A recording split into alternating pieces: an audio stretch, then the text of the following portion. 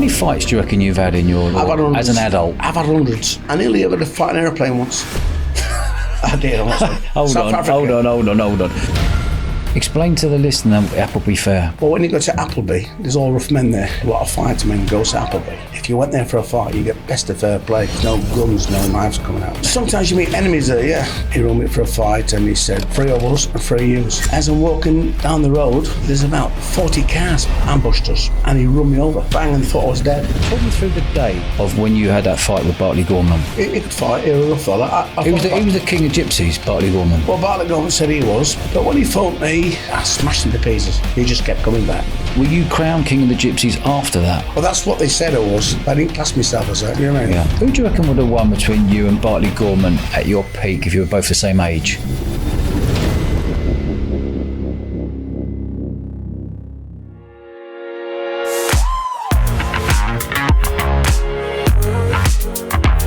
Emery, welcome to the show, mate. Hi, Dodge. Yeah, really looking forward to this one. Yes. Let's roll all the way back. Where did you grow up and how did you become one of the most feared bare-knuckle fighters in the UK? Well, my dad was from Newcastle, Scotchard Road, and he had a big family there, 7 brothers. There was all travellers down the same street, you know, the Stewarts and, you know, the Nielsen's and the Hunters and the Smiths and the Tamsers, the Conroys, you know, and... you know, they're a big family. And my dad come off a rough family. My granddad could fight. And my dad went to Appleby. He met my mum at Appleby. And they got married. She was from Sheffield. And my dad come from Newcastle. He come down there, you know. And where did you grow up? Where was your childhood? Well, around Doncaster, works up and all over, you know. We travelled. And my mum was from Sheffield, but we used to go back to Newcastle sometimes, you know, to my dad's family. And we used to go to the Newcastle Town Mall. What was school life like for you? I went to a few schools. The minute we went to schools, my dad took us for field work at a place called Wisbridge, Black Currants. You know, we've done some field work up there because there's 7 and that. Well, in our family, there's a good few for picking strawberries and black currants. And my dad used to take us there because there wasn't not a lot happening then, you see. Yeah. And you've got brothers and sisters? Yeah, I got 3 sisters, 3 brothers and 2 the brothers. Yeah. There's Diana, Sheila, and 3 sisters. Yeah. And I lost a brother in the car accident. Okay. And for you, what was it like at school at the time? Did you enjoy school? Were you learning? Were you mucking about? Were you playing sport? What was your thing? Yeah, I went to school The first school I went to was in Worksop, John Street. Then I went to Askin School in Doncaster with the Furies. Yeah. Oh, you went to school with the Furies, did you? Yeah, I grew up with the Furies. What, John and Peter? John, Peter, Huey. Oh, wow. And Jim. Know them all my life. Know the cousins, the Kellys. Yeah. Good friends, you know, like family, really. Yeah. And my dad was a good friend of their dad's. And, we went to school. You know, we grew up together. And in Askin, that was. And Armthorpe as well, in Doncaster. And what were the Furies like to grow up with? Were they all fighting men back then as kids? Yeah, there was all kids, you know. I used to train Huey to skip. Huey. Yeah. Because he had sugar and that, and used to train him. And we used to do a bit of training together, you know, when we're kids and that. And when did you start fighting? What sort of age did you start getting the scrapping? Well, I was young. You know, went to school, used to get bullied. They used to call us gypsies and that. And when I'd be going to school on the way back, there'd be kids saying something and we'd have a fight. Yeah. You know? And when you say gypsies, are you travelling around? Are you travelling around? Yeah, I am a proper Romany gypsy. You know, yeah. You know, like I was born in a caravan, and my sister was born in a wagon. Yeah, my mum had wagons. My dad had wagons in Newcastle. We come from travellers. And what's that life like being a traveller? Especially being at school. You mentioned there you got picked on and bullied.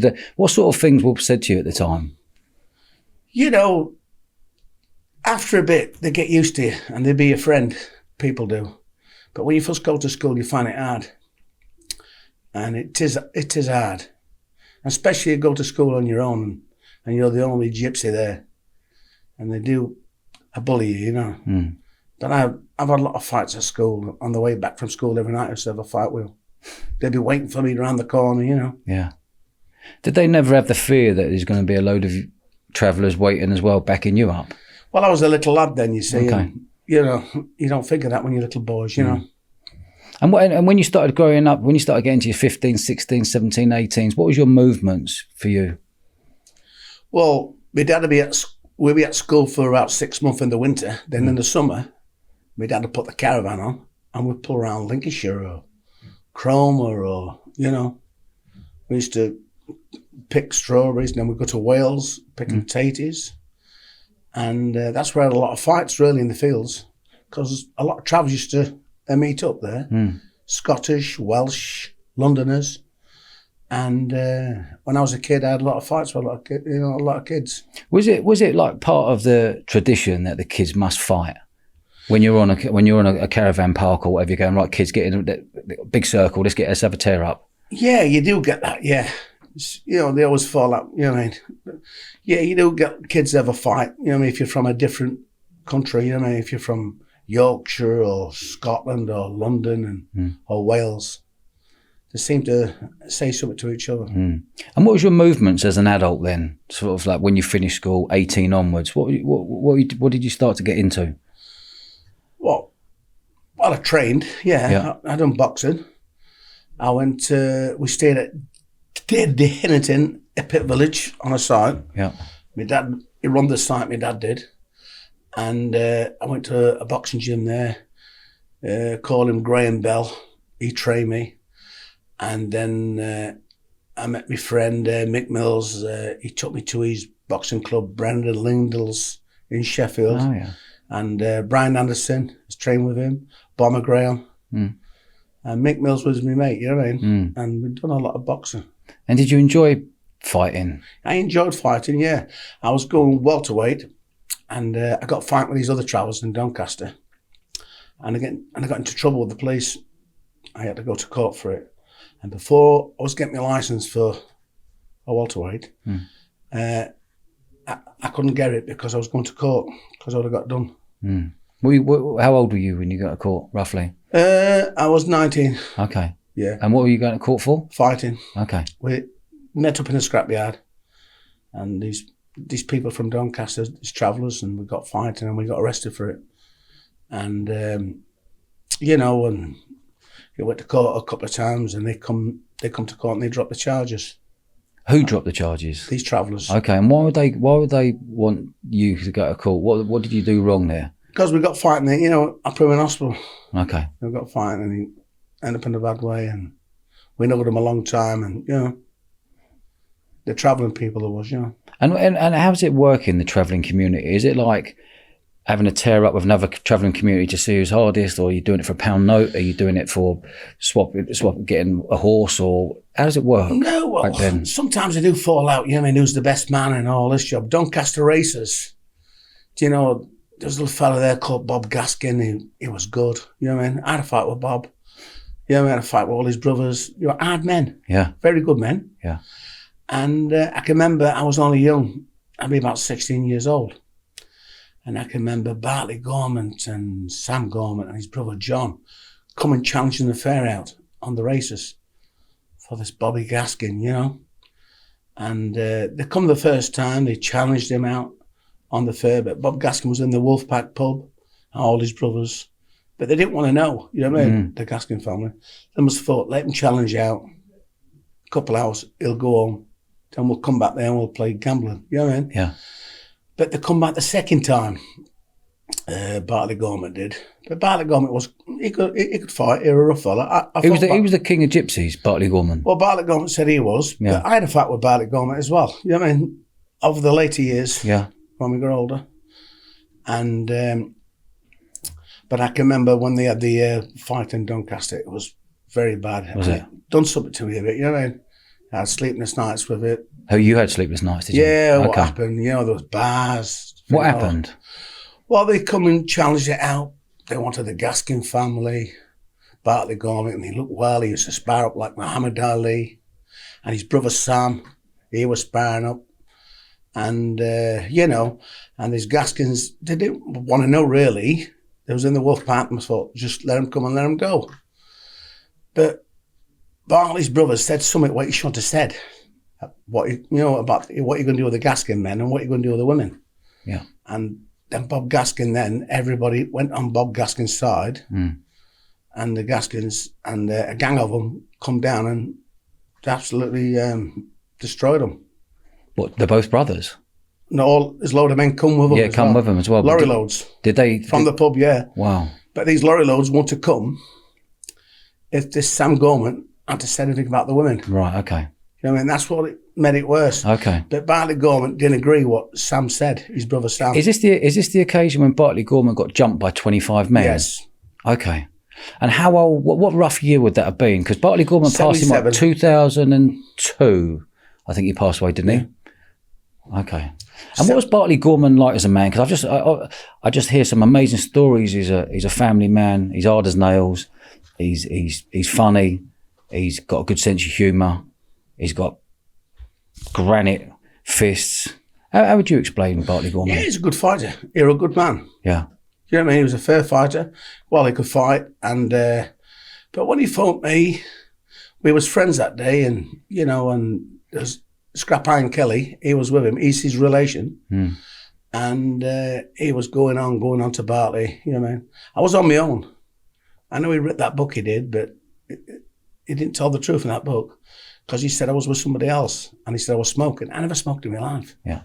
And he had a suit on me, and Billy the Bat, Billy Gorman, is his relation, and we know him well.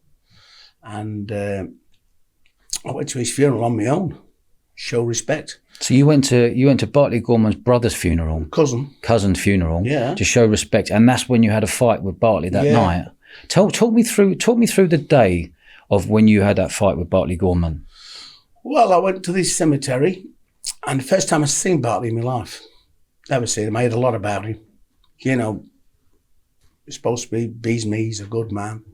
I was on my own, and Scrapyard Kelly were there. I had about 4 fights with Scrapyard Kelly, and he's a rough guy. Scrapyard, you know, we know the Kellys. Him, his brother Denny, and they said, "Are you going for a drink afterwards?" After the cemetery, we went to the pub, and I got on with Bartley, talking okay. And Bootsy kept saying, "Look at the two fighter men front each other and all this job." And Bootsy kept going on. And Bartley just turned, and he said to me, "Would you fight me?" I says, "Why would you want to fight me for, Bartley?" He said, "I've come here to show respect." "Come on now," I said. You know what I mean? I was on my own, and he pulled his shirt off, and he just get outside. He said, I'll make this do you all this job." And we went on the car park, and he took his off. He sparred up with me, and we sparred up, and I smashed him in. And Bootsy, then he got into me, and I give it to Bootsy as well. I give it to the pair of them. And old Bartley, I had an uncle there called Bartley Gorman as well. A nice old man, a very old man. And he could see what were happening. And he says to Bartley, he says, "Leave them alone, that fella, because he's too good for the two of yous." You know what I mean? He's a good lad. You know what I mean? And afterwards I hear tell, but Bartley hit him, his old uncle. I didn't agree with that, you know what I mean? But so you went there for a funeral to show respect. Show respect, yeah. And then you two had ended up having a tear up. Were you both on the booze? Or were you sober? Yeah, we had a drink, yeah. Were you sober or drunk? Or I had a good drinks, yeah. Yeah. I was glad to see him, to be honest with you. Yeah. But when people gets together, when a person's on its own, you know. Did you have in your mind before you went there that day, I'm looking for a tear up? No. No. Just like, I'm going to show respect. Okay. Yeah, because Billy the Bat's sisters, Billy Gorman's sisters, I know them well. And they had my suit and my tie on me. You know what I mean? They said I never had a suit and tie. I did. Yeah. I was on my own. What rough year was this? About 93, was it? 93, okay. And how old would you have been then? I'll be about 37, I think. 37. And how old would Bartley been?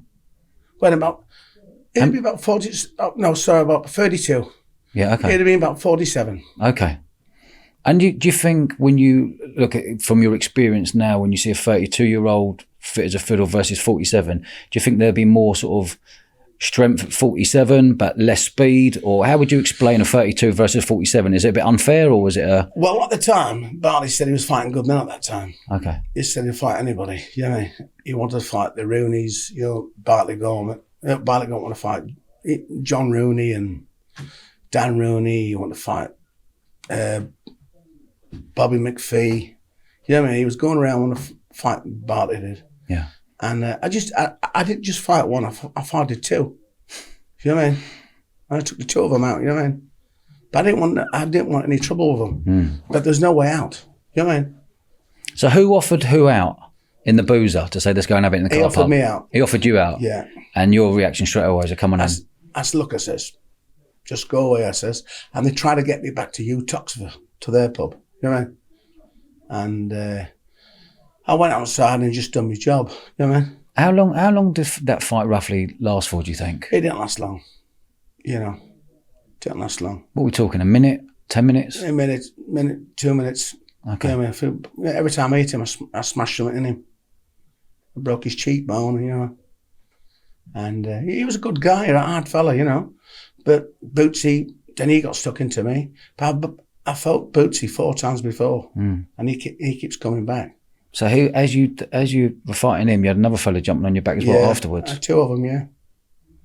Who else was there that day? Was there a load of people in the car park watching? Yeah, all his relations, all their family. I was on my own. Bloody hell. On his day of his cousin's funeral? Yeah, John Fury just left. Okay. Have you ever had a fight with John Fury before? Yeah, a long time ago I had a fight with John, Huey, Jim. I never fought Peter because he was too young. Yeah.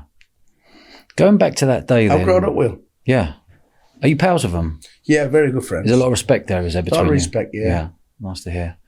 Going back to that day then, when you've been in the booze, you come out had a tear up, what's going through your mind once you've done 2 people? Were you like, get me out, I need to get out of it ASAP before another one jumps me, or? Yeah, well, I'd done it, you know, I just smashed him in, you know, because... Just with... My fist. Just with fists? Yeah. Are there any rules? Is there any no-go rules, or is it everything goes? All goes in. If I fight, I go with my head. Do you know what I mean? My fist, my knees, anyway. I fought all in. Is it biting? Is it anything and everything? I don't bite. No, but I'm saying, is it... I have been bit before, yeah. I've had my ear bit off, and I bit his ear right off. Yeah. So a guy who once fought, you know. And, yeah, I don't fight with bandages on my hand. No. A lot of boxers, fighters, bare-knuckle fights with bandages on. I don't believe in that. Why is that? Because it's my hands. A lot of people just save the hands. Yeah. And I break my hands, I do. You know, I'm just a natural. And what was the feeling like when you got out of there? Were you thinking, like the next morning, you're thinking, right, they're going to be on my case now, I've got to watch my back? I did, yeah. Yeah. Well, Bartley and Bootsy tried to get other people to fight me, you know. That night or after? Afterwards. Okay. Because he said I took the throne off, you know, his crown off him. What, King of the Gypsies? Yeah. Were you crowned King of the Gypsies after that? Well, that's what they said I was. I didn't class myself as that, you know what I mean? Yeah. I just kept myself fit and just went anywhere. Wasn't bothered about any man. So have you ever had any fear of any man in the UK? Nobody. I went to Appleby Fair every year. And I always went to Appleby. I went on my own, not with old men. Wow. And many of fights on Appleby. Explain to the listener the Appleby Fair. Well, when you go to Appleby, there's all rough men there. You've got Northern England and get from everywhere. Whereabouts is Appleby? It's Cumbria. Nearest city? There's Scotland, Carlisle. Okay. Newcastle. And how do you explain Appleby Fair? All travelling men going up there for what? Well, a lot goes there for horse dealing. Horses? Horses, yeah. There's a lot of fight men goes to Appleby. A lot of fighting men. You know what I mean? Yeah, there's some rough men go there. From Newcastle, one of the roughest people you can get, Liverpool. From London, Wales, you know. So if you're going up there, are you going, I'm looking for a tear up today, or are you going up there to see how it is, and if someone wants a straightener with, you'll have it? Yeah. Sometimes you meet enemies there, yeah. if you have some of the grievance, you have a fight then, you know what I mean? Have it on the hill. Just have it on the hill and fight. And, you know what I mean? It'd be all over when they go for a drink. I've done it before. So straight after, you'd have a tear up, shake his hand, they go for a drink together, or would you split? Because in Appleby, there's a lot of people there, a lot of fighter men go to Appleby. If you went there for a fight, you get best of fair play. Okay. There's no guns, no knives coming out. Okay. I was going to ask that question. Yeah. Have you noticed it change over the years from a proper straightener with your fist to then all of a sudden threatens with machetes and guns, knives, other stuff coming into play? I have, yeah. Yeah, I have. I see me once, I want to fight somebody in Doncaster. Half of my age. How old were you at the time? 10 years ago. Okay, so roughly 50. 50, yeah, 52, yeah. He was half my age. And he rung me for a fight and he said, we'll come to your place, 3 of us and 3 of yous. I said, don't come to my place because it's wrong to go to anybody's place where there's children, grandchildren. That's when we meet down the road. And I said, look, I says, it's New Year's Day today. I says, can we call it another day? No, it's got to do it today. I said, look, I says, there's only me and my 2 boys here. Well, 3 of us will come. He gave me his word. There'll only be 3 of them and there'll be 3 of us. And we're going to walk just down the road from me where I live. I said, don't come to my place because it's wrong to go to anybody's place. Disrespectful. So I got my 2 boys, come on, I says, walk to the train estate down the road. I'll have this fight with this chap, you know. As I'm walking down the road, there's about 40 cars, you know, ambushed us. And he run me over. Literally run you over? Run me over the bonnet, roof, over the bonnet, over the roof. Yeah. Bang, and thought I was dead. I was out. And apparently enough, there's 2 policemen pulls up and my 2 sons got fight with 2 of them. There's about 40 cars of them. So you took your 2 sons with you? Yeah, they were walking with us because they said there's going to be 3 of them and 3 of us. Okay. And it didn't happen that way. You know what I mean? It was an ambush. And I was out where they run me over. Somebody dragged me off the road into the pub car park. And they thought I was dead, you know what I mean? Because they hit me some force. They ripped the car off, you know? But you're getting that a lot now, you know? They say they're going to have a fair fight with you and they just turn it with a load. Bloody hell. And that's what I mean. Things just change now. Yeah. Where you could have a 1-to-1, you don't get that now. You know what I mean? I've had it with my sons, you know what I mean? They said they're going to get a fair fight and you get referees and they draw out. There's other people hitting your sons and the referee's not doing nothing about it, you know what I mean? Okay. Because I had that last year and I fell out with the referee and that wouldn't be my last fight at Appleby. So you had a fight last year at 61 years old? Yeah, I was going to fight somebody at 37 years old from Wales because he was the son, because he was the referee, was my son's the referee and he didn't referee it proper, you know what I mean? Okay. Because the other chaps was hitting my son.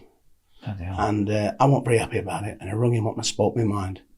And he got very cheeky to me and we wouldn't ever fight the next morning. And he said, I'm going to knock on your door, Henry, I'm going to come and fight you. I says, don't do that, I says, Tom, I says, I'll meet you at Junction 26. I've got a big field there, you see, where I have the horse fair. Yeah. I said, I'll meet you there. And I got up at 6 o'clock in the morning. I went for a run for 2 miles. And I met this Dale Wright going past in a van. I know Dale Wright. He used to hang about Rob Dawes and all them, you know, the cartel and all them. Yeah. He said, but you're going for a fight at you, Henry? Because he knows he see me jogging. Yes, I'm going for a fight in a bit. He says, you want me to come with you? I says, no, don't worry, I says. He's coming from Wales. We're going to have a fight, I says. Get it all over. And I went to Junction 26 where my fields were, where he's supposed to be coming. And he didn't come. I think he had a drink, you know. And I kept bringing him up. I left messages on his phone. And he rang me up at 12 o'clock, angry and all this job, you know. So then he says, right. And I said, you never come through, I says, for this fight, you know, this, well, I'll do this and do that. I said, you said that before. I'm not making any more, you know, any more dates. I said, I'm going to Appleby. He said, well, I'm going to Appleby. So I see you at Appleby. I want to have a fight there. Yeah. I said, do your training, Tom? Yeah. So he's in Wales, but this Tom is supposed to be a very hard case from Wales. Okay. The valleys, fights everybody. Is he part of the Price family in Wales? No, he's one of the Carrolls, one of the Carrolls. Okay. Tommy Carroll, and he's an horse dealer, and you know, and he knows everybody around Wales, and he's had a lot of fights in the valleys. You know, 6'5", 37 years old. Bloody hell. You know what I mean? Yeah. I'm 62. Yeah. And he trains, and but we was good friends before that till he done that. But I wasn't very happy what he did. And we waited for Appleby, and I was got my solicitor, Jacob. He's my solicitor. I know him a long time. My solicitor's done jail. Has he? He's ex-criminal, yeah. For what? Well, for fighting and that, you know. And now he's a lawyer. He's a solicitor, yeah. He let all his exams in jail. Is that right? Yeah, he was in Lincoln prison for 18 months.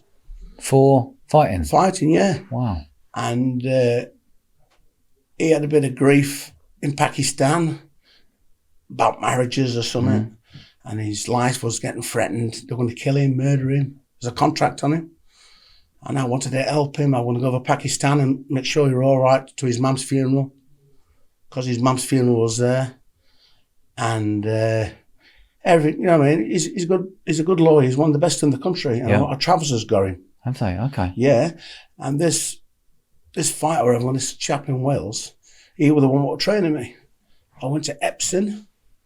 He trained me around Epsom, Jacob did, because he's a professional fighter. He trains all different fights. And we went mountain climbing, you know, climbing up and down, and he got me fit for Appleby. And but this fellow I was going to fight, his family went against him. You know what I mean? We've been double the age and all that job, and he rung me up. And he said, Henry, he says, my dad's fell out with me, my brother's fell out with me. He says, I know this and that. He says, well, Tom, says, it's your fault. You know what I mean? You were drunk. I said, you should have watched me boy better fair play. You know what I mean? Because if somebody's watching somebody fair play and there's another man, it's your boy. Yeah. You're supposed to hit him. Yeah, it's game. He never done it. Yeah, okay. Well, he said, I never seen him do it. But they're all on video, everybody else seen it. Okay. But apparently... so he did nothing. When that fella clumped your boy, he did nothing. So you want to tear up with him in Appleby now? Yeah. Okay. You got it. And what month is Appleby of the year? June. June. Is it on a certain weekend in June every year? Yeah. Yeah. And, well, Jacko got me fit. I was ready. Yeah. You know what I mean? I was ready for him. I was fit and I was strong. Jacko was a good trainer. You know what I mean? But 61 years old versus a 37-year-old, that's a big difference. Yeah, I've done it regular. I've done it regular. Did he turn up and have a tear up in the end? Well, he rung me up a few times, and because he knew he were in the wrong. You know what I mean? Did he apologise? Yeah, he did. Okay. He did apologise. And I said some bad things about him as well. You know what I mean? Okay. To him or to others? To him. About him. Yeah. His family's nice people. I know his people, you know. And his cousin was my brother-in-law, you know what I mean? And his wife's my relation as well. And a couple of days before that, he rung me up. He says, what do you want to do, Henry? What do you want to do about it? I said, it's up to you, Tommy. What do you want to do? Well, so you were drunk and all this job. And he says to me, you know the truth? He said, I know I should have done something, he says, but I couldn't do anything, he says, because there was 50 men around the corner, he says. Yeah. He said, me and my brother would have got kicked to pieces. Well, I can understand the man, you know what I mean? And he come to Appleby, he did, because it was squashed just before Appleby. And he did come, because a lot of men don't show up like that. Yeah. He did come, and he come, we shook hands, and we was friends. And he looked very ill, and so what's been wrong with you, Tom? He said, I've had pneumonia. You know what I mean? It's a good job he did, what is it? Yeah, but we become friends, you know what I mean? And we're friends now, he still rings me. Yeah. I forgived him. You know what I mean? That's nice you forgave him. Yeah, well, I'm on a God now, you see. Yeah. And I started to go to church, I'm a Christian now, and I'm trying to quiet down now, you know? I say 62, you can't still be at it. I tell you what, if somebody upsets me, what can I do? Yeah. You know, but I'm trying to be a man of God. Yeah. A Christian life. I've got Danny Price, Tony Webster, very good pastors.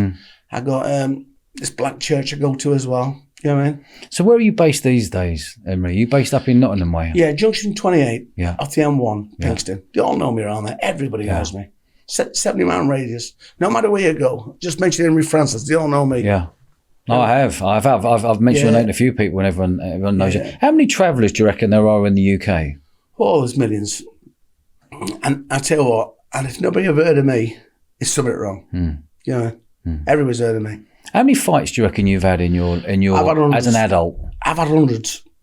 Give me some examples of where you've had fights, where like a location wise. Is it like you mentioned in a field? Is it in a boozer at the back of a pub? Is it a car park? Everywhere. Is it scrap metal yard? Give me some examples.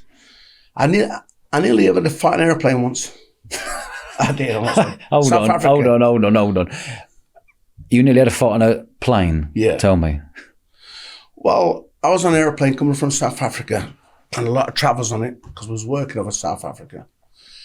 And my brother-in-law calls it Matt.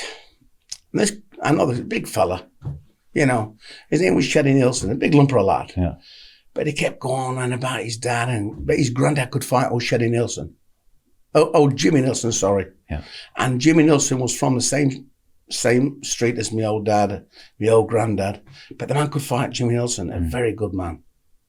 You know what I mean? He had a very tough fight with a man called Hughie Burton on the Four Corners in Scotland.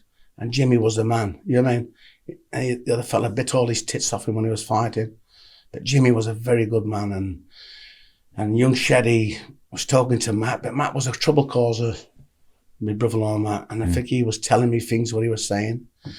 And it got me upset on the aeroplane. And were you boozing on the plane? We had a few drinks, yeah. And I says, look, I'm sick about you fighting and this and that. I says, you're in. I says, when this plane lands, I said, we'll have a fight, you know what I mean? But when the plane landed, it never happened, you know what I mean? We become friends. And he went the train one way and I went the other way.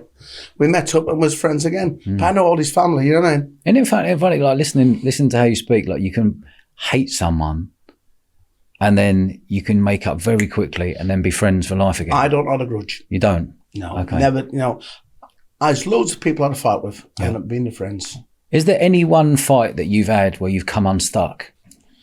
Yes. I was a young kid with an Irish fella. But the goodest man in Ireland, Ernie McGinley. One of the hardest fighters you can get. Where was that fight? It's happening the Dinnerton, and he got paid £3,300 and a horse to fight me. And that was Blonde Sammy Doherty who fetched him. Yeah. He got paid £3,300 and got given a horse. You got a horse to fight me, yeah. Just to fight, whether it's win, lose, draw. Yeah. Or winner takes all. Yeah. Just to fight me. Wow. Blonde Sammy fetched him. And I was in the caravan one morning early and they just landed up, you know. I was just with me brother Michael, what's dead now, and my mum and dad. And I was only young at the time, but we had a fight by a tough guy. Yeah. I smashed him to pieces. He just kept coming back. But the same guy... That's like your worst nightmare, isn't it? Smashing someone to pieces and they keep coming back for more. Yeah, well, Ernie McGinley is one of the roughest men in Ireland. Is he still about today? Yeah, and he's still going. Is he? And his boys are. How old roughly do you reckon he'd be? And he'd be about 68 now, I should imagine. Okay. Yeah, he's a good guy. Come good friends. And he know, but they cause the trouble, you know what I mean? And he lost his son. I helped him out at his funeral. You know what I mean? I helped him out. And when he lost his son, Ernie, it was a shame. I went and seen him in Stoke-on-Trent and put his arms around me. I went to the funeral. It was sad. Yeah. And that fight you had with him and he got that $3,000 and a horse. Yeah.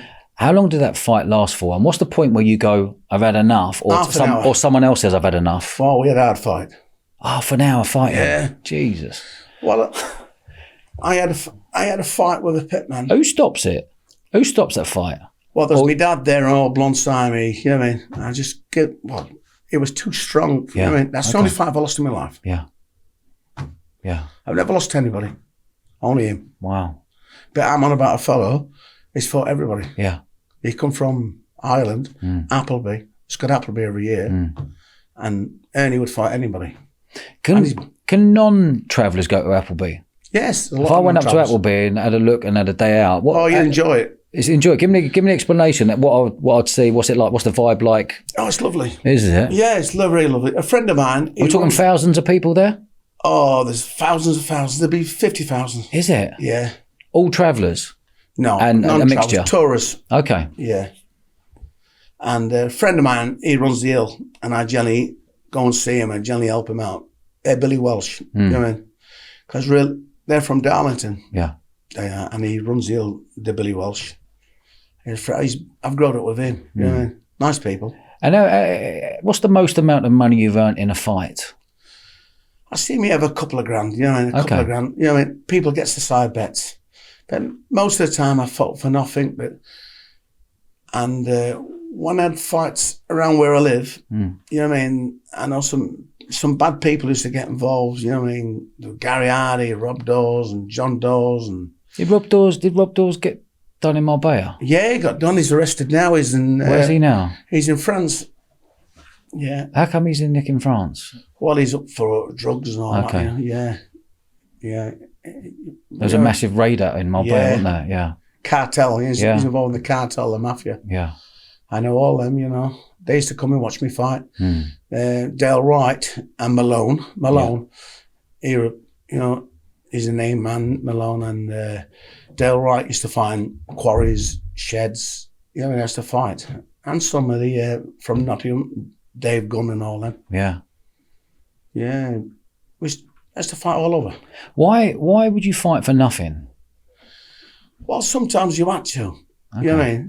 Some might say, well, I'll fetch somebody for you, I'll fetch somebody for him, you know what I mean? Yeah. And these big guys I used to fight with, you know. But I used to train myself, you know what I mean? I was good. Yeah. You know what I mean? I've heard. Yeah. If you haven't got an off switch when you're fighting, like you'll keep coming back for more. What's someone got to do to end you? Got to knock me out. So it's got to be a knockout? Yeah. I could get me second wind. You know what I mean? I could come back and, you know what I mean? I've seen people batter me to pieces. I just come back and win. My hands has been like this. Unbelievable. No, I can see you. I can see you. You know? No deal. Unbelievable. I put teeth out my hands a lot of. Yeah. Yeah. Is there a number of families on the travelling community that you're good friends with? I'm friends with a lot of travellers, yeah. Yeah, there's the people's not my friends, they're bad people. Yeah. You know what I mean? There's a lot of bad people out there. And there's a lot of travellers, non-travellers, what's just been travellers for this last 10 years. Yeah. What come into money, you know what I mean? And now they're trying to be travellers, and you know what I mean? But the old time ones, they were the best. Yeah, yeah. Are there still family feuds between travellers as we speak today? Yeah, there's a lot of family feuds. What families have got feuds? There's all different families, you know what I mean? Yeah. And they've got, you know what I mean? Some can't go to Appleby. Yeah, okay. Some can't go to Appleby, you know, the police bars them and that, you know what I mean? Yeah. To keep peace.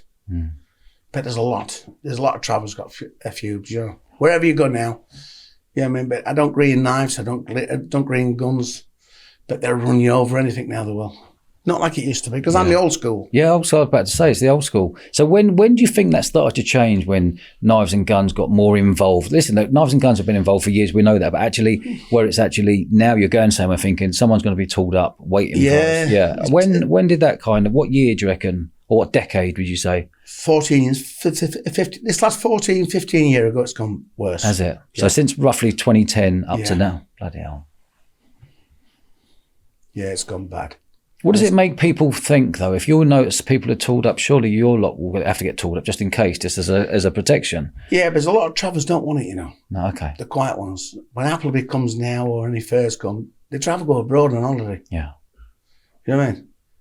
It's just the bad ones you see going about. They've got big groups. Do you know what I mean? When I went to fight, I scored my own. You know what I mean? That's ballsy. Yeah, I scored my own. If I got Appleby, I'd go on my own every year. Hey, so give me a example. So you went to Appleby, I come up with you, and then someone said, you fancy a tear up? You go, come on in. I do, yeah. What, just like that? Yeah. Don't bother me.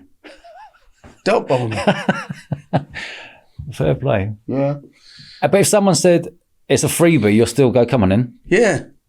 Out of what reason to say, I'll have it for free, but when someone can go, yeah, there's 5 bags, there's 5 G's, yeah, have a fight. It's more appealing to take 5 grand. Exactly, yeah, but some people causes trouble for people. You know what I mean? People can just wind people up, stir things, and they, you know what I mean? If they can't do it, they get somebody else to do it. Yeah, okay. You know what I mean? I've done it loads of times. I've had loads of fights at Appleby and done my job. What were your movements? What were you like in your 60s now? If we what were you like in your 20s and 30s? What was your lifestyle like then? Well, I used to go to the dances, you know, court and that, and I was I ate a lot of bouncers. I knocked a lot of bouncers out. Have you? I have, yeah. What, just going to clubs and thinking, Yeah, what? I've knocked a lot of bouncers out, yeah. Do you knock them out because they are saying, hold on a minute, we're not letting travellers in? Or once you've got in, they know that, because been in the nightclub game for years, once you let everyone in, it's hardest to get them out rather than stopping on the front door. Did you find you slipped the net to go in, or was it easy to get in? Yeah. Okay. Once in Worksup, we used to live at Headington. Yeah. And the Rockefellers, I think they call it, in Worksup. And Chris Bailey's club it was. Cinderella's? I think Rockefellers, yeah. And there's Mark Hammond and Steve DeMuggeston. We went out one night, a few of us, and every time I went to this club, this big bouncer, a bodybuilder, he looked at me for some reason. Where are you from? Dinnington. Don't want you in here. Get out. He'd done it 3 times to me. And when I went with Mark Hammond one night, we walked in there, and it was Chris Bailey's right-hand man. He's supposed to be a tough guy and all this, you know. Chris Bailey run the doors up the Midlands. Yeah. He's a friend of mine, Chris Bailey now. Yeah. We get on together. He's a good kid. And the Buttersford, I think they call this big guy, you know. His name was Andrew de Buttersford. He had a name, you know, picking on young boys and that. And I walked to the door this night and everybody's saying it. He looked at me again, same question again. Where you from? I said, you know where I'm from? I told you last time. He said, you can't come in. I said, why do you keep stopping me from coming in here? Because I don't like you, don't you? And I smacked him with the head and I knocked him straight out. Right, yeah. Then the other bouncer, I chased him I chased the other one up the stairs because he went for help. So my mates come down there. Henry's knocked him out. And when I was going out, he picked a baseball bat up and he'd come out, you know, with a baseball bat. And about a couple of weeks later, we were walking past the club again because I didn't think he'd be there with my mate Brian Hull, scrap dealer from Sheffield, and Arthur Cowley, a wood timberman. And he come out with a baseball bat then with a big plaster on his nose, you know, or broken, you know. And it was funny, really, you know what I mean? And it was a laugh. But I think when Chris Bailey knew he wasn't all that hard, I think he sacked him. Got rid of him because he was a bully, really. You got a reputation of having one of the most fierce headbutts in the UK. Yeah. Have you used that all your life? I have, yeah. Not every fight. Never really used it, but I have used it. I'm very good. Yeah, because in Liverpool, it's supposed to be good for it, you know. Yeah. I've got an uncle, call him Lenny Wilshire. Well, he's dead now. And he had the Nottingham Sleeper Company in the Nottingham. Big company. His wife was Sylvia Wilshire, JT Hunt's, Aldridge, you know, business people. Yeah. You know, you wouldn't call them travellers, but he is Lenny, but settled down. He had greyhounds, horses. He lived in the White Post pub, big house. They split up, they did. And I went to live with him, with his family, him and his boys, for 2 years when the Falklands War were on, 83, 84. Yeah. And we went to Liverpool and he bought this demolition job, big sugar beet factory called Tate in Lyle, to strip it. So we went there stripping it. We ended up in all the pubs at the docks and this and that. And my Uncle Lenny were in the pub and he was bragging to so many people how good I was for fighting, you know what I mean? And how good I was with the head. And I had a few scraps in Liverpool, you know what I mean? I was there 6 months and believe me, they all know me. I knocked everybody out nearly. I did. That was all from Uncle Lenny, caused me trouble. Yeah. Would you prefer fighting sober or do you prefer fighting having a couple of beers inside you? Well, I've had it sober and beers, you know what I mean? What are you better at? Well, I'm sober really, you know. Yeah. But I've had a few, I can fight both. I've seen me be plastic drunk and people's come up to me and challenge me out of pubs. I say, I'm drunk. I'll fight you tomorrow, I'm sober. Yeah. No, you've got to fight me now. And I've seen them get me out and they batter me till they sobered me up. Yeah. And I've gone back and beat them up. I said, it's my turn now. I've done all that. Have you ever come across Lenny McLean and Roy Shaw? No, I haven't. No. I've heard a lot about them though. Yeah. I've heard a lot about them. Like, they were my stamp, weren't they? Yeah. You know what I mean? Yeah. Because, to be honest with you, I wouldn't have heard them. If they'd have been with me, I'd have probably got the fight with them. I mean, the bothered about them. How would you explain Bartley Gorman as a human being? You were a nice fella. And when he was sober, he was lovely. I got on with him. But people used to cause him trouble. You know what I mean?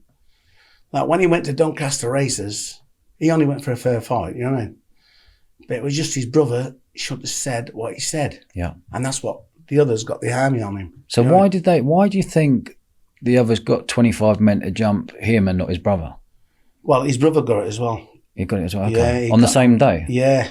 Bloody hell. Because he went and said, when we beat the men up, he says, we're going to do things to the women, you know what I mean?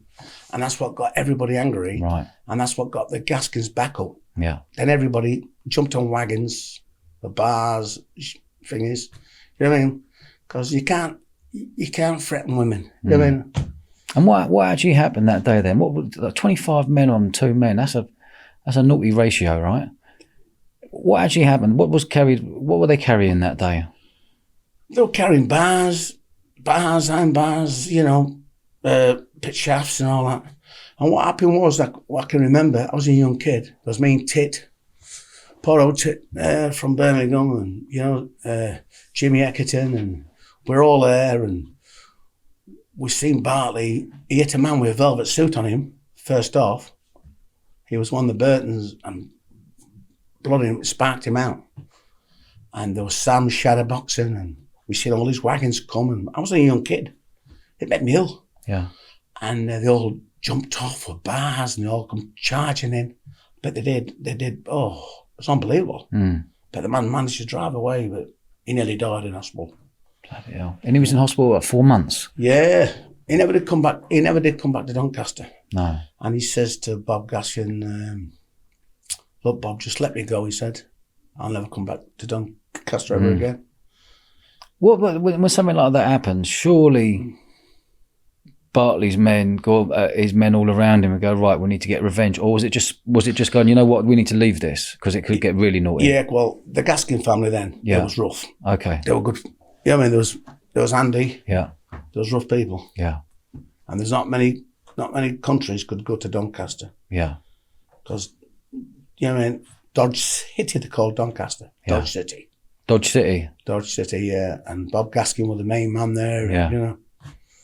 There was Danny Sheldon. He could fight. He wasn't a traveller though. What was, do you ever fight Jimmy Stockings? Yeah, I fought Jimmy Stockings. What was he like as a man? Very ignorant. What it was on Americana. I think it was a big show anyway, a country western. Yeah. That's what it was. Where? In England? Peterborough, okay. And we was pigeon tossing. Yeah. Pigeon tossing? Yeah. Which is? Coins. When you get 2 coins. Oh, right. Heads, flick the coins. Okay, yeah. Okay. Is that what you call it? Pigeon tossing? Yeah, okay. Yeah. And we all had a drink, and I was with my brother-in-law, Creddy, a real old man. And Jimmy had all his cousins with him. You know what I mean? There's a little fella there called Boxer Tom, who we know a long time. We know them a lot. A nice little fella. Yeah. He ran the little fella. He could fight. Tom good. He got a very good reputation. And this Jimmy fella, I never met him in my life. And we were spinning, and then there was a bit of cheating, you know what I mean? Clipping the coins. And there was Dolly Parkner singing and Kenny Rogers together. And you can see the marquee, you can see the windows open. You know, there's 2 bouncers where the marquee was, and we was right at the door. You could see them singing. And there was a lot of people in there. And there was pigeon tossing, and when the coin, there was 2 heads, and one of them clipped it over. And I says, you clipped that over, we said. And he said to this young boy, what was it, he said? He said, it was 2 heads. He says, you clipped it over. He slapped the boy that had, only 12-year-old. 12-year-old. He hit the boy that had, you could hear it. And the boy started to cry. You know, it upset me. Because I don't like to see kids get hurt. No. You know what I mean? And he was going on. And he's trying to slap a few people. Then he's on to the young boy. I says, leave the kid alone. You know what I mean? Leave that kid alone. And my brother-in-law, old Creddy Price, a real old man, he got the boy in his hands, loving him. The boy was crying. So he heard me say when I said, leave the kid alone, he looked straight at me. He said, don't pick on the best, because the best won't mess. I said, is that right? I said, I'm not bothered about you. So he said, well, make a ring then. So Boxer Tom made a ring, you know. All made a ring, and there's all these London people there. There's only me there and me brother-in-law Creddy.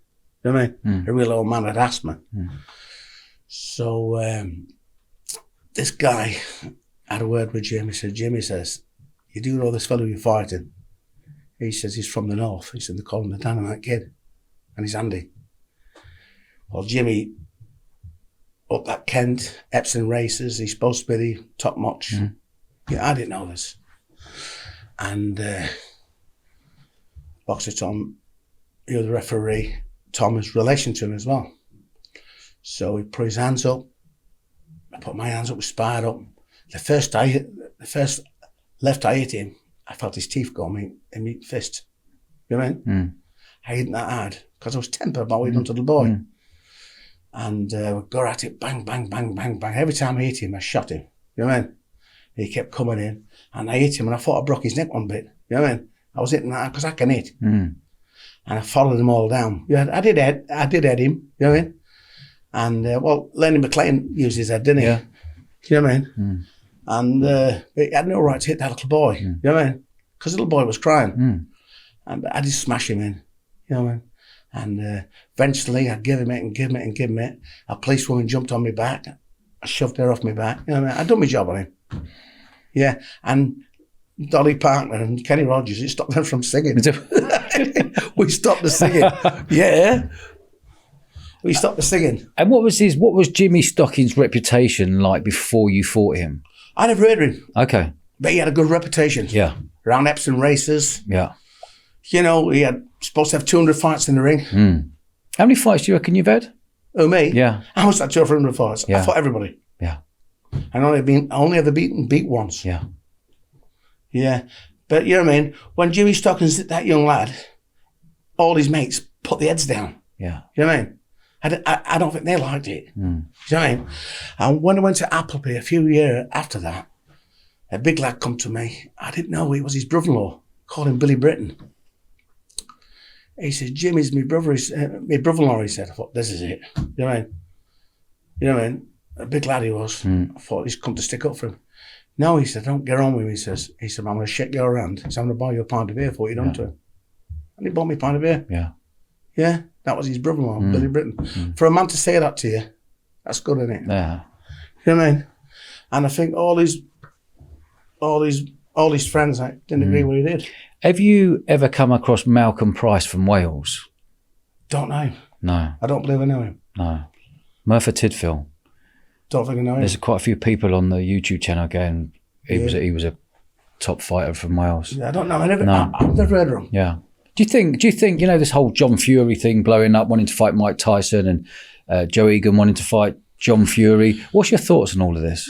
Well, it's going to happen, innit? It happens all the time, doesn't it? You know, same as me when I broke my leg. I went to court for 4 years. I had some grass on me. You know what I mean? Grass on you about what? Well, I had some land. I bought some land for £8,000 and they were after it, you know. And I sold it to these Irish people and they wanted it. And they told the people they couldn't have it because they were buying it, you know what I mean? But I bought it off Amber Taxis, off the lady. And these Irish give them a good order, you know what I mean? And they blamed me for it. He says, we're going to blame you now because we got the good order because they put them in hospital. But we're going to blame you now, he said, for sending them to buy that land off you. You know what I mean? Because they bought it off me and they wouldn't let them have it. Oh, I see. Okay. And we went to court for that for 4 years and it absolutely done me head in. Was that stressful? Oh. Roughly how old were you when it went to court? It happened in 2018 and it finished in 2002.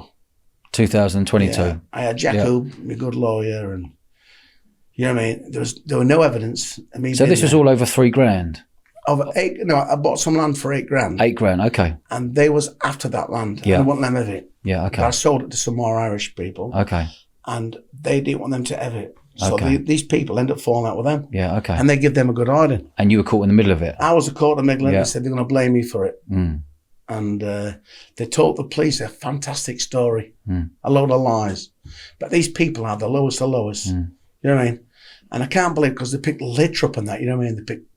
They do jobs, they go to these events, but they litter up, and they do work for the Art Angels. You know, if they ever, you know, they ever do all these motorbike deals, and they grassed on me, and I'm surprised the Art Angels haven't anything to do with them if anybody grasses on you. You know what I mean? And they know about it. But he went to court for 4 years, and it was stressful. Oh, it made me bad. You know what I mean? Did it? Yeah. And in what way? Because obviously we were speaking before, so you said you can't read or write. So are you waiting on someone just to verbally tell you what's going on? Yeah.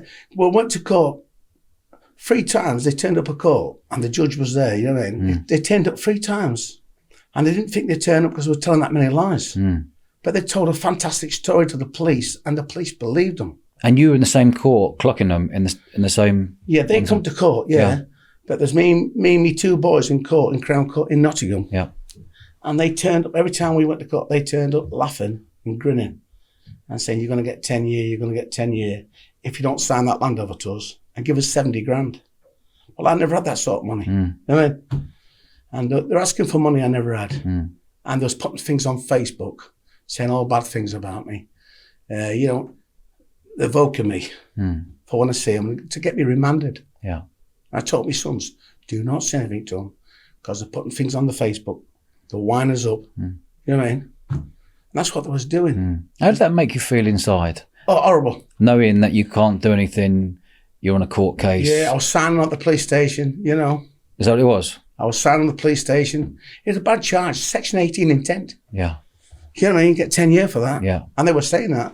If we don't get 70 grand off them, if you don't sign that land over to us. And they turned up 3 times in court. I couldn't believe it. You know what I mean?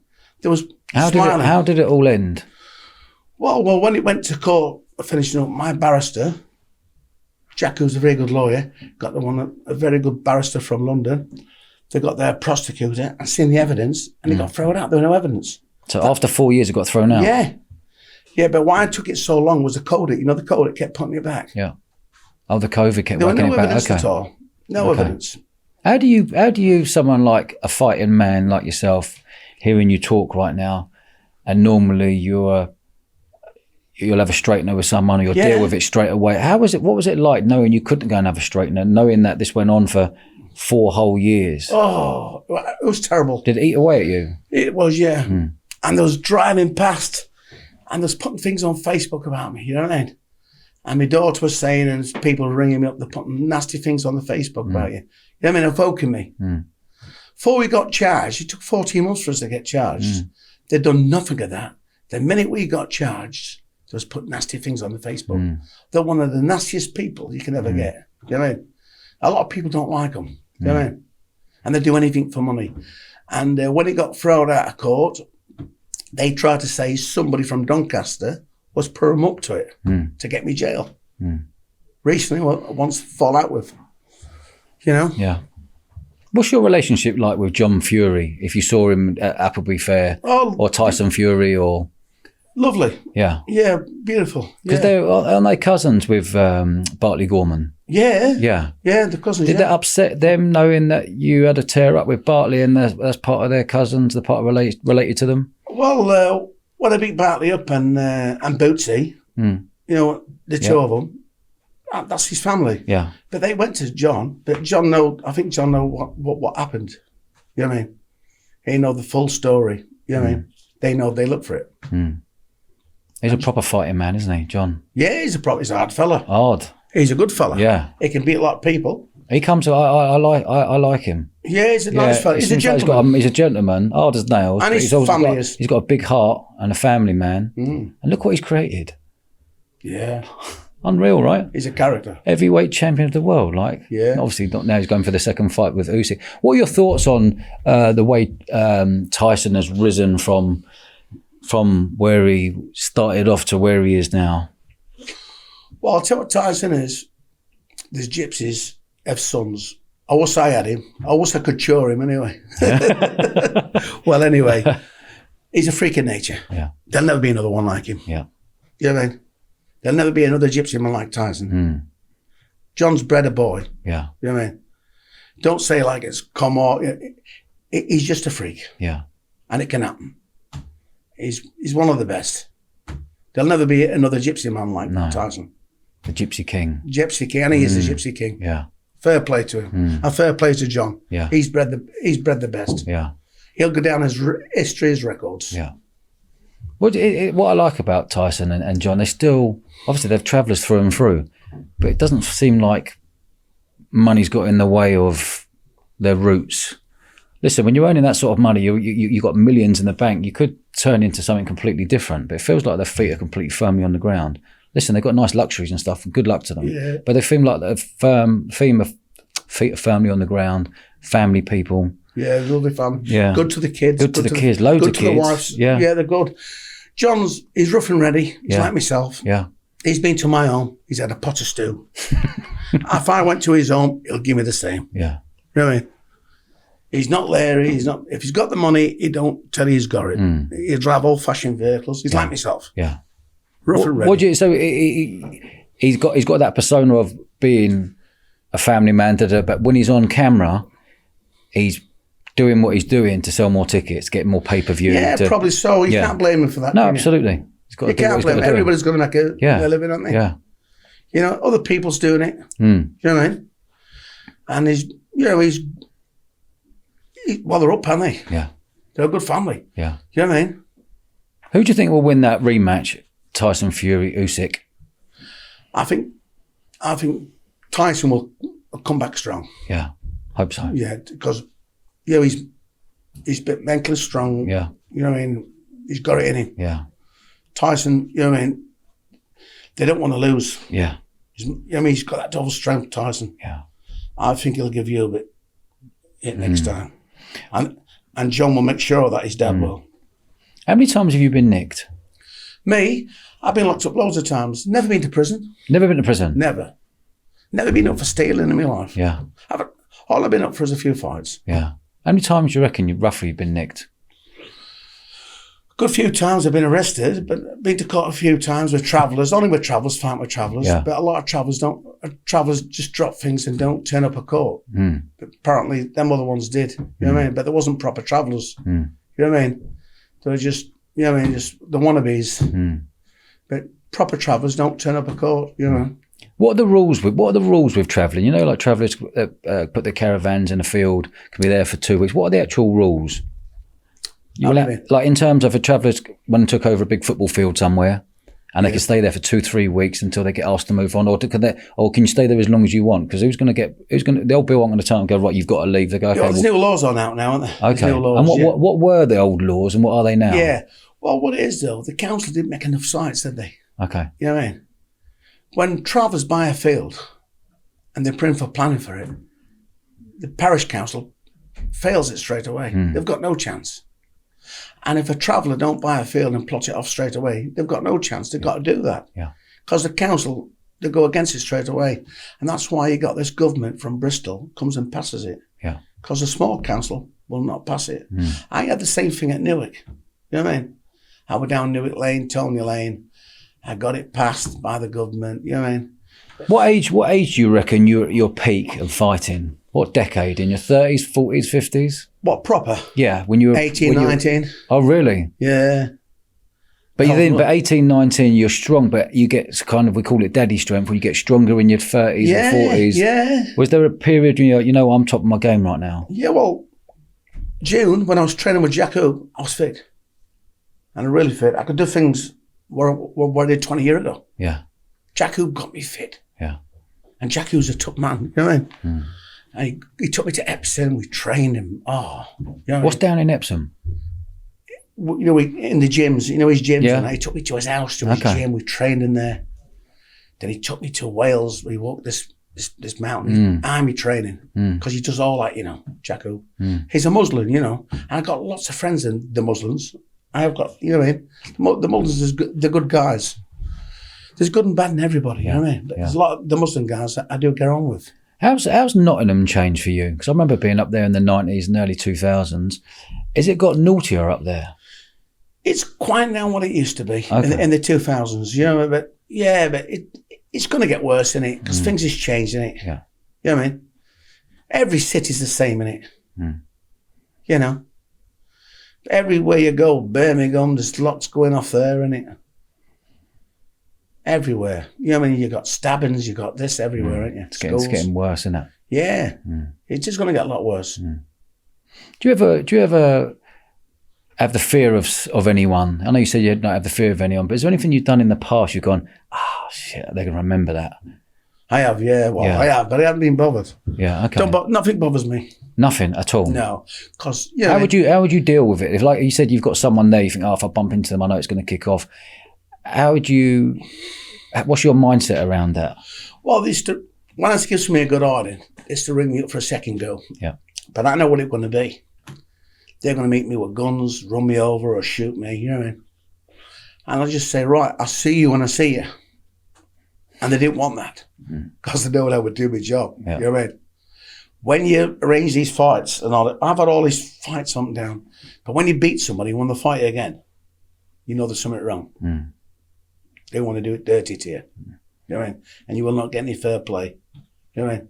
Because when I fight years ago, we used to go in the boxing booths in the Newcastle Town Hall for tailors, you know tailors? The boxing booths, we used to do that, and the Goose Fair, and Newcastle. I've had a lot of fights in Newcastle as well. Some tough men up there. Oh, yeah. Jesus, and Middlesbrough. Middlesbrough, yeah.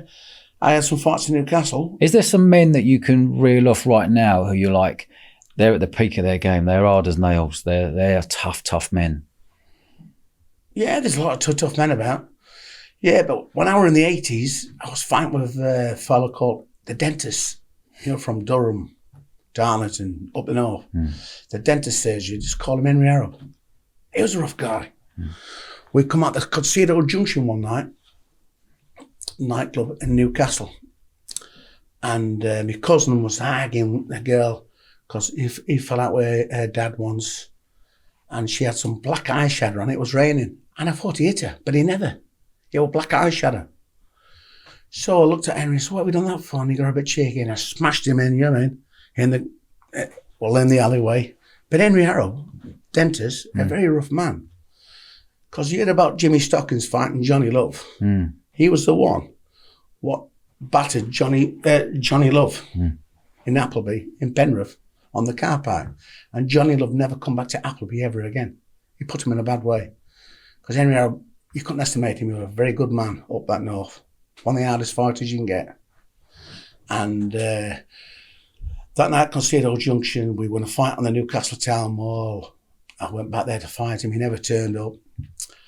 And about 5 or 6 years later, these Welshers from Darlington, a very big name, they asked me to come referee a fight in Darlington. And we turned up at 2 o'clock in the morning, me and this tit and some lad, Charlie Quinn from Birmingham, Irish lad. And we pulled up, and Billy Walsh says to me, you do know who's in that trailer, don't you? And he says, your mate's in there. He said, Henry Arab. And I walked straight into him and said, come on, Henry. He said, we've got this to sort out. Got me to fight. And he didn't want to know. You know what I mean? So we become friends, you know, but he was a hard man. You know what I mean? No way about it. He beat some good men. That Johnny Love from Kent, he smashed him in. And I once went to Johnny Love once in Kent. He owed a fella called John and Amos Wilshire some money, 12 grand of debt, gambling debt. And I went to Kent to a stook roll and asked him for the money. And he went. And I says to Amos and John, I said, I think he's gone for Croots, you know, got for backup. But he come back and he carried a bag and he gave me the money. Right, fair play. And we all, you know. Did you find it easy to do debt collecting because of your reputation? Yeah. Yeah, okay. Yeah, because he knew I fell out with Henry Arab. Yeah. And Henry Arab smashed him in. Yeah. But there's a lot of rough men in Kent. Yeah. You know what I mean? We don't hear about. Yeah. It's a big city, isn't it? But he had a reputation, but Henry Arab, they're unbelievable. He beat a lot of people up. Do you find that your reputation goes around that people will phone you to do them a favour, to make a phone call on their behalf, or to go and visit someone. Yeah, they've done that. They've used my name. Yeah. Yeah. Are you okay with people using your name? I've stopped doing that now. I've told them don't use my name, and I stopped seeing Fair Play. You know. You stopped what, sorry? You know, people that ask me to watch them Fair Play. Yeah. Watch their boy and their boy. Oh, watch it in a tear-up. Yeah, Okay. I've stopped doing that now. Okay, why is that? Because you don't know what you're going to turn up to. Yeah. Knives, Yeah. guns, anything. So we don't do that now. Mm. I just don't want to know. I go to church now. I'm a man of God now. How many men do you reckon, if you were in trouble, you could call upon and they'd be there within an hour? Well, I've got a lot of friends, and to be honest with you, I don't want that anymore. No, I know, but I know not now. But I'm saying, was there a period where you go, you know what, I'm in trouble. Yeah. I can call upon how many solid men who you could go, right, him, he'll definitely be there. He'll back me up. Once my boy had a fight in Derby Market, and Psycho, this fella called Ripley, he beat everybody up in Ripley. A hard case, Psycho. His name was Nathan, and they give the name of the Gaskin. But it was a booth really, and Ripley and Derby beat everybody up, and my son and his son had a fight over a game of pool in the pub, and they got at it, and then they're coming out a fight again, and he stood there.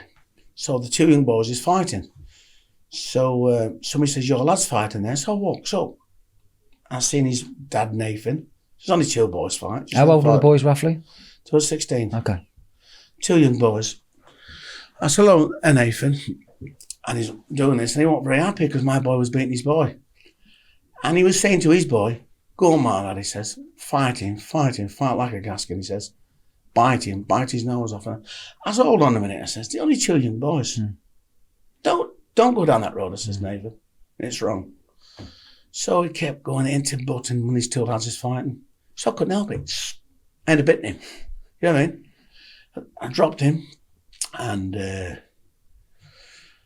as I'm walking, when my boy won his boy, you know what I mean? They shook hands. That was it. When I quieted the dad down, as I'm walking away, he jumps me at the back and he bit me ear, hanging off. So I went back and gave him it proper, and he bit his right off. You know what I mean? I did smash him. So I was living at Newark at the time. And he kept ringing me, come back to Derby, horse market. You got me to fight. I'm fetching out 100 men and all this show. I said, well, I can't get 100 men. I said, there's only two of us, Nathan. There's no need for that. So I told him I wasn't fetching any men, but I know these guys at Mansfield, Gary Hardy and the Dozers. You know what I mean? Yep. Right. A lot of them, you know. Yeah. All the bad guys. Yeah. I told them about it, and some of the Arse Angels as well. You know what I mean? So they got a load of men. You know what I mean? Dale Wright, you know what I mean? And I said, I'm going to Derby. Do you want to watch a fight? I says, yeah. So they come along with me on the Saturday. Oh, there were carloads of us. Some come from Newark. There must have been 80 cars. We all land at the cattle market. But they supposed to have a big army because he kept ringing me. But I don't like going with big armies. Yeah. I'm old school. But we landed there and he never turned up. He just done it on the phone. Right. And a year later, I bumped into him in the street. I says, come out, let's get on that grass. And he wouldn't do it. He just drove away. Yeah. Have you ever thought about writing a book? Yeah, we're on about writing a book. People's telling me to write a book. Because there are hundreds of stories in this. I've had loads of fights. Yeah, there are hundreds of stories in this. Did you read Bartley Gorman's book? Yeah, I have read the book, yeah. Did you like it? Yeah, it was good, yeah. Some parts of it, yeah. Most of the parts. Well, that book, what Bartley made, I'm all the way through it, you know, and it makes it. Yeah. Because it was boring without me. Yeah. You know what I mean? When people read that book, it's all about me and it, you know what I mean? But he done a good job, old Bartley. It was a shame what happened when he wrote that book and he died. And you know what I mean? How did Bartley die in the end? Cancer. It was cancer, was it? Yeah, I went to see him in hospital. You did you? Yeah, I felt sorry for him. What were your words to Bartley in hospital when he knew I went to see him. You know, Tommy Lee, my cousin, was big friends with Bartley. And he asked me, will you come and see him? He says, he wants you to come and see him. So I went and seen him. And I walked there, put my arms around him, and I felt sorry for him. Yeah. Because he was a good man. He could fight. He was a tough, you know what I mean? He was a tough guy. He knowed Muhammad Ali. Yeah. He was going to fight Joe Bugner once. Was he? Yeah. But when I got married in August, on the 13th of 86, he just left it in St Ives in Huntington. Joe Bugner lived across the road in a big house in St Ives in Huntington. That's where he used to live, a big house. And that used to remind me of Bartley Gorman going to fight him. Yeah. Who do you reckon would have won between you and Bartley Gorman at your peak if you were both the same age? I'd have beat him. Yeah. Bartley was a good man. What sort of fighter was Bartley? A clean fighter, a boxer. Yeah. Boxing and street fighting is two different things. But he's what, 6'1", 15 and a half stone? He's a big man. A big Strong man. I've had bigger men than him. I fought at Hardman in Dinnington. In where, Dinnington? Where's that? Dinnington, Yorkshire. Okay. We had 2 half an hours. 2 half an hour? Fights, yeah. Please come and stop the first fight. I run away, and the police was coming after me in the car. I jumped in the car. They lifted the back end of the police car, stopping them from catching me. Right? So when they went, Falcon Pub it was in Dinnington. I come back to the Falcon Pub. Big Ralph Pilkington was there, and we had a fight again for half an hour. Yeah. He was a tough man. Half an hour, Half an hour. Jesus. Ralph was the best. Ralph Pilkington was the hardest man around the Dinnington. Yeah. He could put a car shell on a car. A car what? A car shell, a mini car shell. Yeah. On a car. He does, you're a big, powerful man. Yeah. Big Ralph was a rough man. But we hammered each other to death. I was only 19 then. I split my lip. And we had a hard fight. Oh, unbelievable. Yeah, unbelievable. He was knackered at the end, he was. And a few weeks later, I'm going in the scrapyard, and he's at the weighbridge. I says, again. Well, you clocked him in the scrapyard? Yeah, he ran away, and he clocked me. I jumped out the cab. I thought, this is it again. And he come up to me and he shook my hand. Fair play. He said, it was my fault, he said. So, you know what I mean? Because he stuck up for somebody else. He stuck up for a fella called Ardy Gaskin. You know what I mean? He was his bodyguard.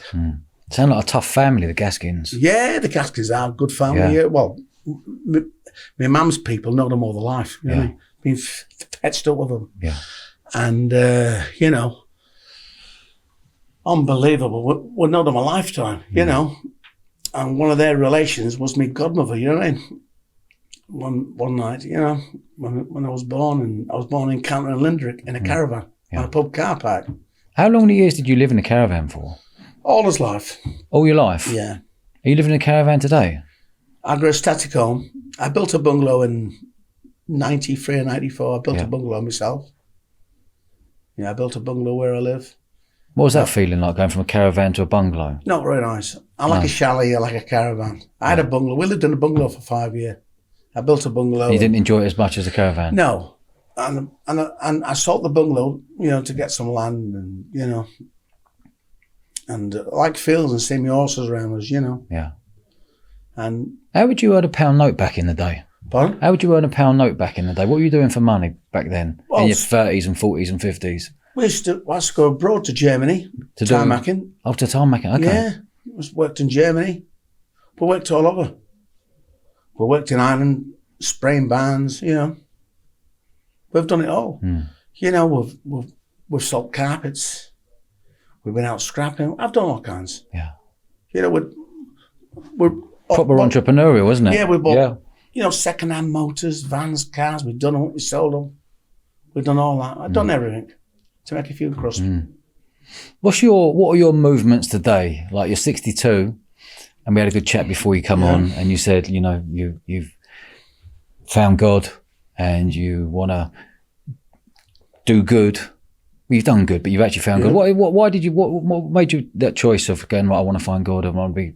Yeah. What was that? My wife's the Christian. Yeah. And she goes in church. And one night I was at home, and there's 3 men turned up to my home, and there's pastors. And one was Tony Webster, one was Danny Price, and there was Ned Rooney. And there's a few of them with us, and they come in, and he says, look, Andy, he said, you've had a good run. Yeah. He said, why don't you give your hand to Jesus Christ? And, you know, it made me study. They talked me into it. And do you know something? We went to come to church, he says, fetch your wife, fetch your family, come to church. They prayed over us, you know, and we felt better. He said, it'll take all that evil away from you and all them bad things. And it is good. And I do think now all the bad things what people's done to me, I forgive them. Because I've had a lot of bad things done to me. You know what I mean? And this time of life, you know what I mean? God's coming back soon. Yeah. You know what I mean? It says in the Bible, you know, things is happening years ago, fire and water. And you can see it's all coming in. Do you feel at ease? Do you feel at peace? Yes, when I go to church. And when you leave church? Go on, then you think, you know, I feel that God's with us. So you feel like you're protected? Yeah. Yeah, okay. I've been going to a black church, Pastor Abbey. Yeah. In Ansley. And in Nottingham. And them black churches is good as well. Yeah. We go to a gypsy church in Bulwell. And, you know, they're nice people. Yeah. This conventions goes on, you know, but I'd rather go to the church, go on a Sunday and, you know, for the week. And they pray for you. It's good. You need God. Yeah. And it is a good thing. Because it's no good drinking all the time. Yeah. Have you stopped drinking? I have a drink now and then, you know. Okay. I wouldn't lie to you, but I have the cut down. You know what I mean? But I have stopped drinking. But you can say it. When I go to church, I don't drink. You know, after a bit, I don't drink. Is there any regrets that you have? I have, yeah. To be honest with you, if I know now, I want to took fighting up. Okay. I want to because you've lived a very violent life, right? Yeah. I've had some bad heads. You know, I've been beat up by 30 men. Yeah. You've been beat up by 30 men? Yeah. One time I knew it. Tell me about that. Yeah. What happened then? Well, these travellers in Newark, down Tony Lane, they went down the town for a drink. I wasn't even there. And they beat a towner up. And he was in the football thing, you know what I mean? They beat him up and kicked him to pieces. And it caused a lot of bad blood in the, you know what I mean? I wasn't even there. And the next day they told me what happened. They got arrested for it as well. And they got charged for it. That was Section 18. And but they told me the reason why they done it, he pulled a knife out to him in the pub, you know what I mean? And it caused a lot of grief. And the full town, like, you know, they'd come down the lane and I was the front of the lane. And these people told me, he said, they're coming down to smash us up, these people. And I phoned a few fellas up, you know, see if we could stop them, but it was too late. They passed my place and there's a farmer down there who I didn't get on with. His wife was a traveller. And apparently this farmer and his wife was giving these towners the weapons and their sons to smash these people up. You know what I mean? But I got involved in that, thought I was doing something good. And they never come down to me and I got the full lot because they had to pass my place. And I went out and got hit on top of the head with a spade. I got stabbed here near my heart. I was in hospital for about 3 or 4 weeks. Bloody hell. Yeah, intensive care. And yeah, what they did, a lot of them went to hospital as well. And there's a fellow what was aside of me and I respect him what he did. They would call him Shanny Steele. And it wasn't for him, you know what I mean? Because he was knocking them out like anything, Shanny was and his brothers. They were the only travellers what stuck with me. Because the rest of the travellers, they run away and left me. You know what I mean? And I come out the hospital and the police warned me not to give revenge and all that job, you know what I mean? I had a big bandage on my head. And this Gary Hardy, he picked me up and I went to the pub where they all hang about, these towners, you know what I mean? And someone was taking the fire exes, you know what I mean? Do you want to know? Yeah, it's unbelievable. But it had nothing to do with me, but I got caught in it. How do you deal with that, someone like yourself who's a fighting man, to know that you've just been done and you need revenge? Yeah, that's a funny situation. some of them, they went on holidays and, you know what I mean, they went away and it quiets down after a bit, doesn't it? And everything down Newark Lane, they was put it on me, see, because I had some land down there and, you know what I mean? And people what was down there, there was travellers, but some was married into the town as well. So I couldn't win. Some of the wives wasn't travellers and they knew everybody. Do you reckon they wanted to do that because you had a reputation? Part of it? No, what it was, they'd come down for them people and I got myself involved. But how did you get yourself involved for you to get done by 30 men? Because they rung me up. Yeah. They're coming down the lane. Right, okay. Right, and I rung the couple of lads up because travellers supposed to stick together. Yeah. And it wasn't my trouble. Yeah. But there's too many of them. There's loads of them that come with weapons, but they didn't have the weapons when they went down the lane. The farmer and his wife and his 2 sons give them the weapons to give it to the travellers down the lane. You know what I mean? And the travellers know that. Yeah. But this man at the farm, he had sights down there with the travellers on. You know what I mean? But it wasn't very nice people. Has there been any other occasions when you've gone, I'm in a lot of trouble here in a nightclub, or where you realise that there's more doormen, or you got caught somewhere in a bad situation where you couldn't get you out of that situation? Yeah, well, in Newark, them clubs and all that. I know the Chris Bailey. So Newark's just right next to Nottingham, isn't it? Yeah. Yeah. Because these people down the lane, this farmer and that, didn't like me because I had some land aside him and I got it passed. You know what I mean? The land here after as well. He couldn't get it off these people. And I used to go in the doors. But Chris Bailey used to put all the men on. But Chris Bailey was my friend. He was earning plenty of money because more men on the doors. Yeah. You know what I mean? But these people down the lane was putting letters into the council about me. Yeah. Oh, he's a bad man. Because I know all these gangsters in Nottingham and Mansfield what used to watch me fight. Yeah. And they was putting all bad stories to the council about me in letters and that, you know what I mean? And there was an inspector there. He was furthest inspector, was Inspector Riley, and he was a Christian, a newborn Christian. And they used to tell him this and that and this and that, and he would take no sides, you know what I mean? You know what I mean? It was further inspector, well. Yeah, but I used to tell the inspector, look, I said, they're telling lies. And they put letters in about me, letters. Yeah. Things what were happening. Well, just trying to block you from getting to that. Okay. Yeah. Things what were happening in town, they was blaming me. Yeah. Even that night when they thought about him, I wasn't even there. They got charged for it, the travel lads did. Section 18. I wasn't even there. Everybody knew I wasn't there. But when they come down the lane, you're supposed to all stick together. But that day I said I jumped in the car and just drive off. There was a fair on that day at Swaffham, and my wife said, let's go there. And they went there. I should have went with them. Yeah. That once it happened to me, but I put my nose in it. You know what I mean? I shouldn't have done it. Do you reckon that's one thing you look back on in your life when you're 60 now, looking at your 50s, 40s? You make mistakes. You make mistakes, you look back and you know what, I should have stayed out of that. That wasn't my trouble. It wasn't my ag. Yeah. I just walked away from it. Yeah. But what made you want to be part of it or get involved in it? Is it to help others, or was it to... I thought I was doing something good. Okay. Because they said they were going to smash all the caravans down and all that, Joe. Yeah.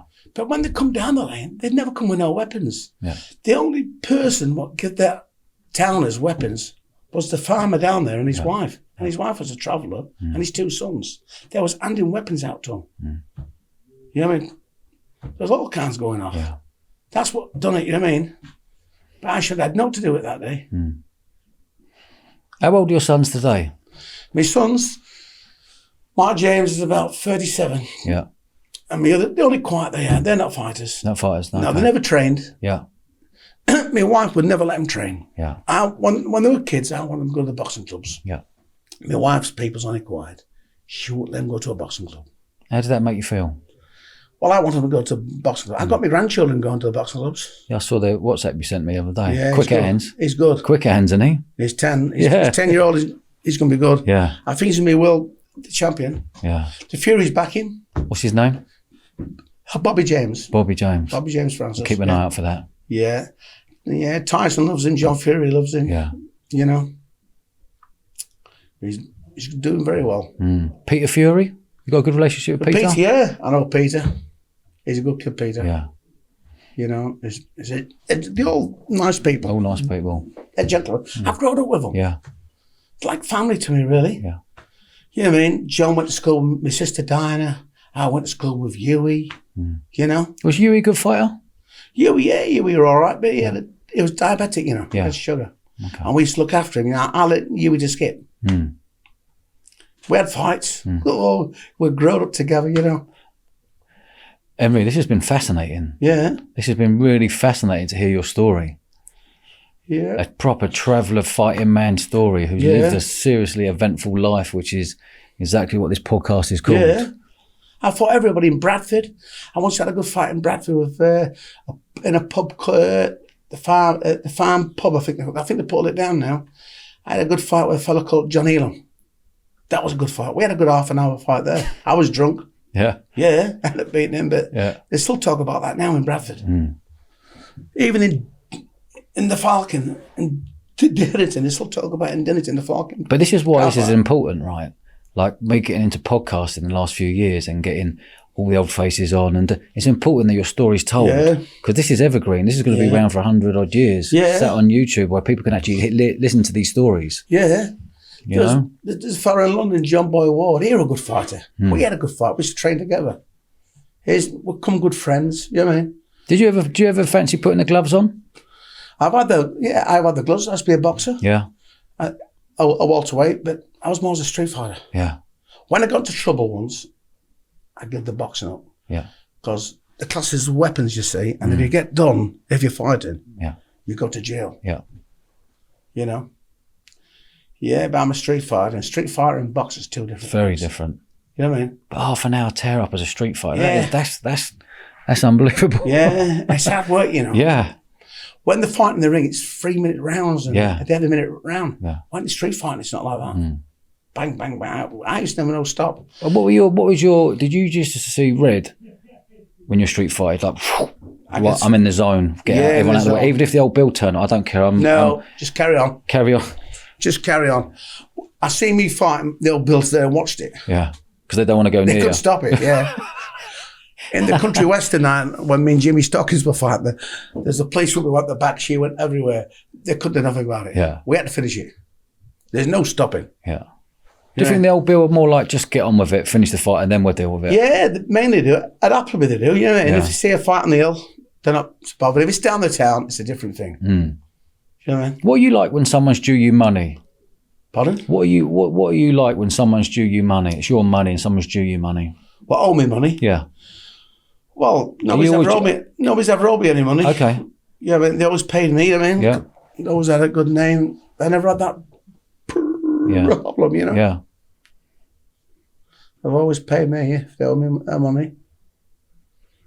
Yeah, but things has changed, like you said, now. Not like it used to be, the old school, you know. Where you just go in the field and have a fight. Yeah. Or a barn. You know?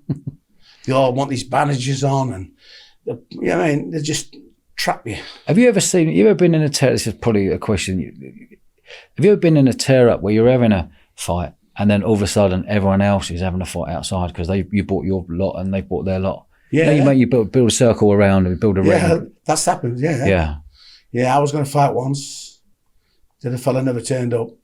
And there was about 6 fights after. And there's only supposed to be me and this fighting. And there was 6 more fights afterwards. You know what I mean? Wow. I never ended up fighting because the other fella never turned up. Yeah. There's about 6 more fighters. There was helicopters on the roof, a lot, on top of the sky. Yeah. We had helicopters on us a lot, with. Yeah, that was in Doncaster. It seems like you fought a lot up in the Midlands and up north. Have you fought a lot down in London at all, Kent, and down this way? Yeah, I fought around Peterborough. I had a few fights around Peterborough. That's kind of Midlands still, isn't it? Wisbech. Anything down south? Anything in London? Once I had a fight in Chelmsford. Chelmsford, Essex, okay. Chelmsford lads, yeah. I give a lot of good order in there. Yeah, it's very cheeky. Why did you have that fight? Did you earn a pound note out of that, or was that just a straight? No, we were just in the pub. Yeah. And I used to work in Norwich, was pulling a big field in Norwich. And what do you mean pulling up? I'll bring all the caravans on. Yeah. Okay, yeah. And I met George Carman there, a good kid. He could fight. George can, a good friend of mine. We done security together on the missions. You know, big conventions where there's travellers. Yeah. Where there's 5,000 or 6,000 travellers. Well, me and George Carman used to be the main men for security. Yeah. Stop the young boys from skidding around. Okay. If they're fighting, me and George go and split it up. Yeah. And George we worked together, lopping trees, rubbish removing, tarmacking, and we worked in Great Yarmouth. And he was boxing at the time, and when we used to work with him, we used to come back and we used to spar up with him, to keep him for his fights. Yeah. And we got him that fit, were unbelievable. He used to run 6 mile an hour. We had him running 10 and 11 mile an hour. We'd tell him only 6. We did. We did. And one night went to this boxing match, and George used to fetch his bag. His bag. Cases, the other fellas never turned up. So he'd fetch his bag with Reyes. We're going to watch this fella fight. He never come to fight, but this boxing man one night at the ring come up to George. George, he said, we've got a big fight on tonight, he said. He said, these 2 lads is fighting. He said, the other one's never turned up, he said. He's ill. He said, if we pay you, would you go in the ring with him? He said, we know he's a lot better than you in all this job. George went, all right then. Yeah. George went in, annihilated him. Right. He did. Right? He annihilated him. George and they paid him from going in. Yeah. And he was a lot rated than George. So then we all come out. Come on. We all went to the pub, and George was a very good pull player. And we won thousands of pounds on George. Yeah. He's a very good pull player, George is. He's a good kid. A good friend of mine. So straight after a tear-up, you'd all pull down the boozer and just get on it? Yeah, get a pull, yeah. And George would be playing that pull. Nobody else would be playing a pull with somebody. They'd be coming from all over. And you'll be back in Jules to win? Yeah, we'd be putting 2 or 3 grand on him. Quality. And we win. Is Jules still about today? George is still going about today. Is he? He's a good kid. He's a boxer. He's a gentleman. Chris Bailey still about? Not Chris is, yeah. I see Chris all the time. I generally see him at Calverton on a market, Yeah. He's a good kid. He's a good friend of mine, Chris. Yeah. I know his brother Carl died. Yeah. I know Richard, but Carl was a good friend of mine. And, I'd like to get Chris Bailey on. Podcast. Yeah. Yeah. It might a cracking episode. He would, Chris would. Yeah. I'll have a speak to him about it. Please do. But he's retired now, Yeah. But he'll have some amazing stories. He told me the other week.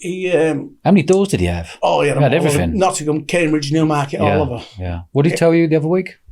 He told me the other week, his last one was in the Horse and Jockey in Mansfield. Yeah. He done his last door. Yeah. He told me, I've grown with Chris. Yeah. You know He's got a good reputation. Oh, he has, yeah. There's no one you don't know. I know everybody. That's what Victoria said. There's no one you don't know. Yeah, everybody knows me. Yeah. Yeah, and everybody can see the same story, Yeah. Everybody I know. If somebody tells you they don't know me, there's something wrong. Yeah. I've been about for years. Yeah. Emily, I've properly enjoyed this. Good. This has been fantastic. And I know there is tons more stories. Yes. Oh, yeah, there is. Yeah. But I really appreciate you coming down here from Nottingham. No problem. And making the effort. And I know the people watching this are going to absolutely love this. And if they want a part 2. Yeah, we'll we can look at doing a part 2. Oh, yeah. 100%. And then we can rack our brains and all the other stories. Yeah. Quality. It's been a pleasure, mate. Yeah. You're a good man. Proper fighting man. Yeah. Yeah. Old school. And a gentleman with it. And old school, which is nice to hear. No problem. Hopefully everyone's going to I know everyone's going to love this. Good, yeah. Yeah. You're a good man. All right, Dodge. Nice one. Very good, Dodge. Yeah, good man. Take care, mate. Yep. Hi guys, I hope you enjoyed that as much as I did. Can you do us a favour and subscribe to the channel? It's totally free and it massively helps our show. Cheers guys.